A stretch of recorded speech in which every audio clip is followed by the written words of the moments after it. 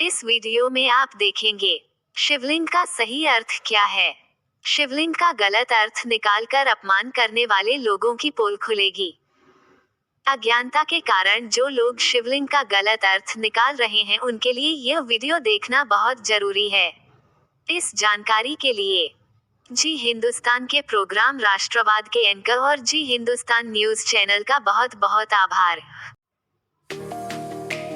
Shri news Shri Dashora cute boy YouTube channel पर आपने देखा कि चंद कमजर्फ लोग ज्ञानवापी में मिली शिवलिंग नुमा आकृति का कैसे मजाक उड़ा रहे हैं। इन्हें लगता है कि ये करके वो शिव का अपमान कर देंगे। अब मैं आपको बताऊं कि ये आप शिव का अपमान नहीं कर रहे बल्कि खुद अपनी नीचता का प्रदर्शन कर रहे हैं। शिव का अपमान हो ही नहीं सकता क्योंकि जो अविनाशी और अनंत है उसका अपमान भला कोई कैसे कर सकता है। लेकिन ऐसे लोगों को आज मैं बताना चाहता हूं कि जिस दिन आप अपने मन के आईने में जमी कई जन्मों की गंदगी को साफ करेंगे, आपको शिवलिंग का थोड़ा थोड़ा मर्म समझ में आने लगेगा।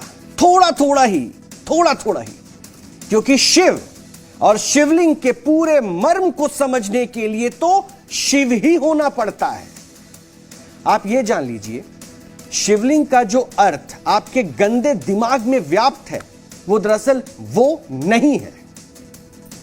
सबसे पहले तो आप यह जान लीजिए कि संस्कृत में लिंग का अर्थ होता है प्रतीक या चिन्ह, और इस तरह शिवलिंग का अर्थ हुआ शिव का प्रतीक। अब इसे शिव का प्रतीक क्यों कहा जाता है यह भी आपको बता देता हूं। शिव अनादि है। अनादि का मतलब जिसकी शुरुआत ही नहीं हुई, और विज्ञान के नियम के अनुसार जिस चीज की शुरुआत नहीं होती उसका अंत भी नहीं हो सकता, इसलिए शिव अनंत भी है।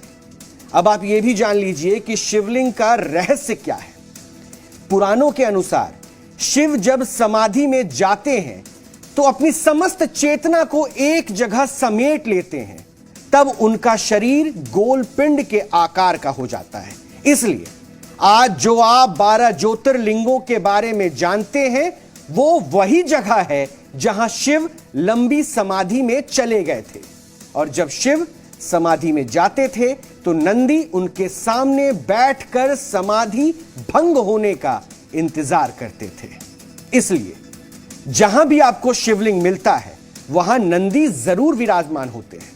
दरअसल इस धरती पर कुल 64 ज्योतिर्लिंग है, 64, लेकिन फिलहाल 12 ही हमारी चेतना में है। इसलिए लिंग का जो अर्थ लगाकर आप शिवलिंग का अपमान कर रहे हैं, दरअसल उसका वो अर्थ है ही नहीं। शिवलिंग में सृष्टि के निर्माण के 5 तत्व निहित हैं: क्षितिज, जल, पावक, गगन और समीर, यानी कि आकाश, पानी, अग्नि, हवा और धरती।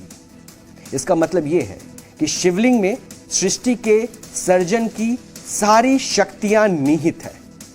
आप इसको सिर्फ अपनी धरती से जोड़कर मत देखिए, क्योंकि शिव जिस अनंत ब्रह्मांड के स्वामी हैं उसमें हमारी धरती की तरह न जाने कितनी ही धरती है, न जाने कितने ही सूर्य हैं, न जाने कितनी आग है, न जाने कितनी हवा है, अनंत काल से है और अनंत काल तक रहेगी भी।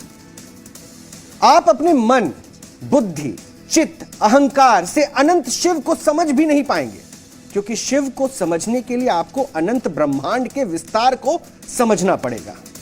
क्योंकि शिव के बारे में गोस्वामी तुलसीदास जी ने रामचरितमानस में लिखा है, चिदाकाश माकाश वासंग भजे हम।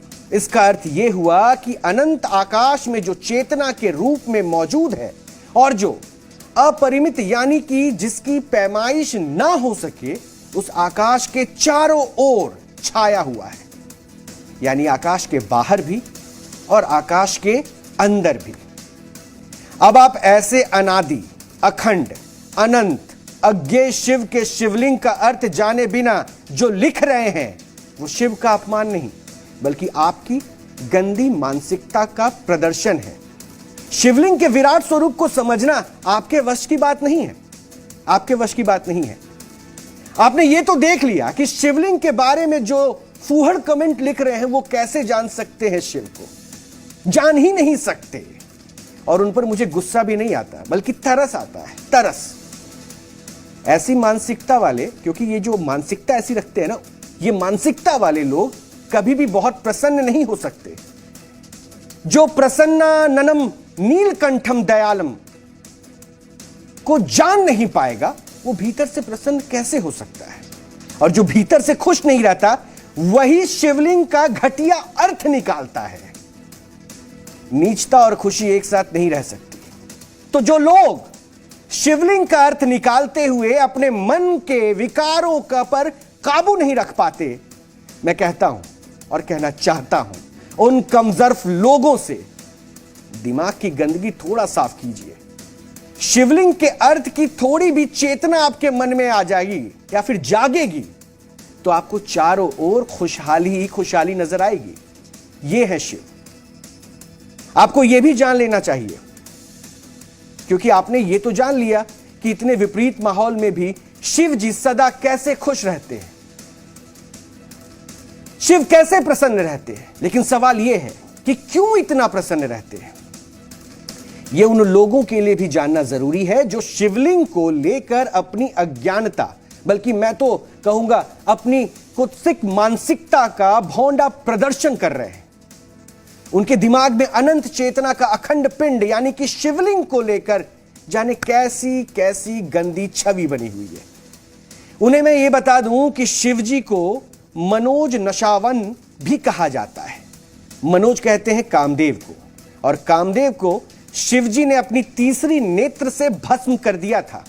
इसका मतलब यह है कि शिवजी के अंदर किसी तरह का विकार नहीं है, और शिव की साधना करने वाले भी वही स्वरूप हासिल करना चाहते हैं, और विकार नहीं है। इसलिए शिवजी तमाम विपरीत परिस्थितियों में भी अत्यंत प्रसन्न रहते हैं। ये शिव है, ये सनातन दरअसल सम्मान सिखाता है, सम्मान करता है। लेकिन जो शिव को समझता है, शिव को जानता है, वो जानता है आदि से अनंत तक बस वही है, और शिव ही सत्य है।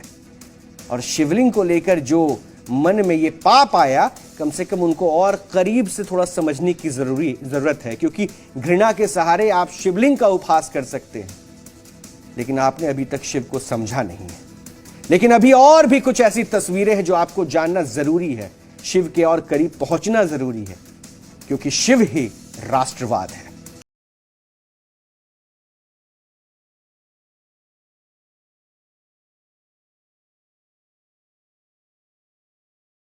ओ भैया भाई वीडियो देखते हो तो लाइक भी कर लिया करो, सब्सक्राइब भी कर लिया करो भाई, एकदम मजा आ जाएगा, एकदम टॉप लेवल का। बूम।